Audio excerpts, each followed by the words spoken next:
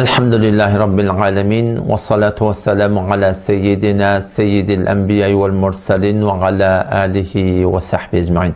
Muhterem aqullan beri, ustadlan beri, jergilan yurtdan akidin hakkında bir tahqiq ediptir. Oşa tahqiqini iddia ediptir ki ol bir akidi ki şeriat boyunca ona haram deyip aydılya, ol hayt akid, şol akidi ki el bilen çekilya ediptir. Ama bu bir kamera ya durbin bilen çekilyen akidler keşol takdirlan qiyni, aqullan qiyni, şeyhlan qiyni, pirlan qiyni çektirtiş turda qıtırıp koyarlar. Bu akid o haram akidde, belki haram akid, hayt haram akid, şol akidi ki el bilen çekilye edip iddia ediptir. Aqullan tahqiq yazıptır ve öde islayaptır ki Cenab-ı Hafız yoluma bana men adım tutmancak bana cevap verdi.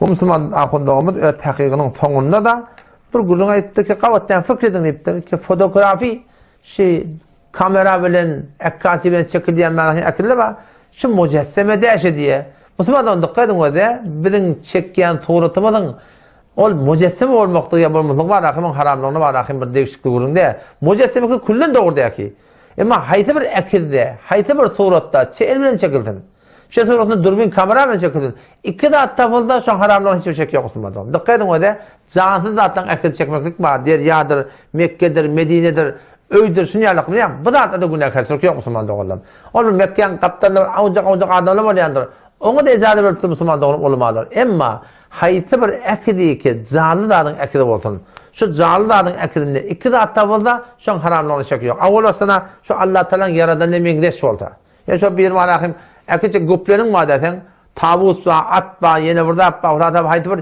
yalnızlık koyup baten şöyle önünde yapsılık koyup durdun. Sen kellehini ayırtan Allah'ın yaradan emekleş olmadı da günah kaçırılan çıktı.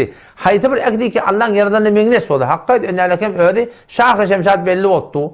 Ondan sonra da şu akdiyle hürmet edildi, şu haramdan hiçbir şey yok Müslüman doğru. Pesan o da pulla koyulayan akil patuda, halla, halsada, şunu mesatları yıkama akilleri var, defilin gelip ye.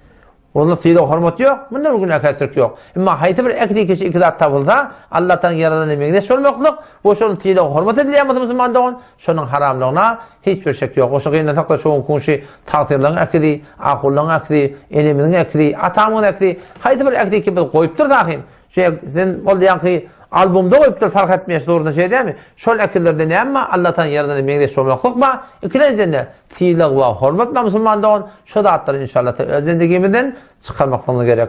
İnşallah indiki bölüklerde bir akulanın baştaki aydan gururlarını inşallah Teala açıklayıp verir. Allah Teala hayrettin, henilekçe bolya. Esselamu Aleyküm ve Rahmetullahi ve Berekatuhu.